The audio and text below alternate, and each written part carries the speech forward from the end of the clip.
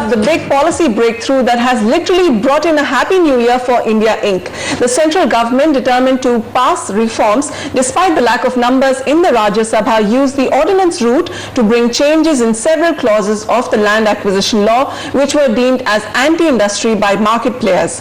What exactly are these new amendments? Onitam Ojha reports.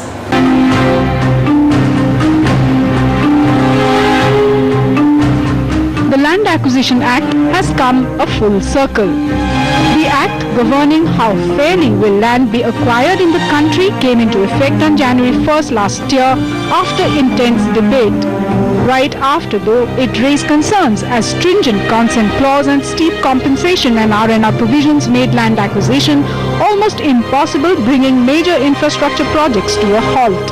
And with industry crying aloud, within months of coming to power, the BJP-led NDA government took the ordinance route to amend the consent clause for certain category of projects. Procedures have been relaxed, higher compensation will continue to apply, and that higher compensation has been made applicable to all the exempted acts.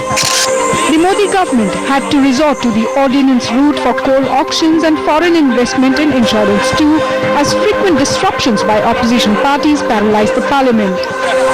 There is a provision in the Constitution of India, Article 123, which provides that when both houses of parliament are not in session and the president is satisfied that there is an urgent situation requiring legislation, then he can issue an ordinance. The ordinance on the Land Act was necessary to bring 13 central laws, including the Land Acquisition Mines Act, Railway Act, National Highways Act and Metro Railways Construction of Works Act in line with the compensation and R&R provisions of the Land Act of 2013.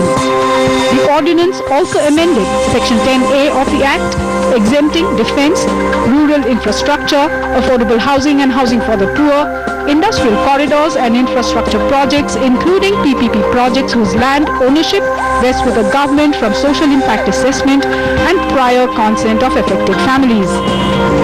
A move that has been welcomed by the industry. Not the compensation which made the difference. That in any case is a government decision which is there and all parties agreed to it, but it was the time lag.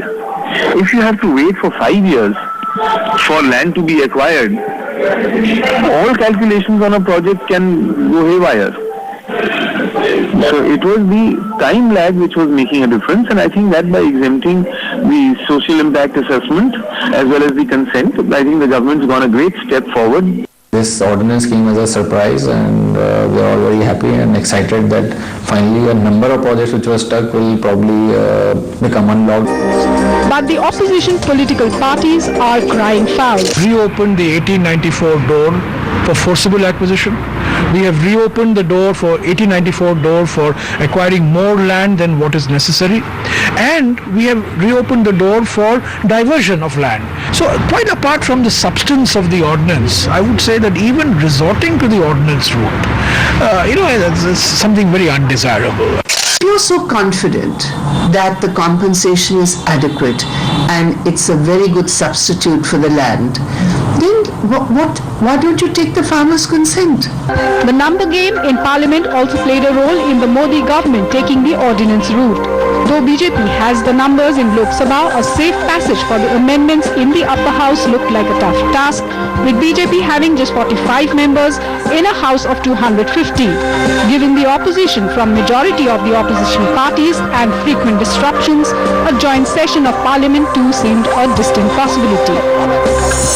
Changes done, the focus should now shift to getting work done on the ground. The next few months will be crucial to see how best both the government and the industry is able to use the amended law and kickstart the stalled development process. In New Delhi, Onitam Ojha, NDTV.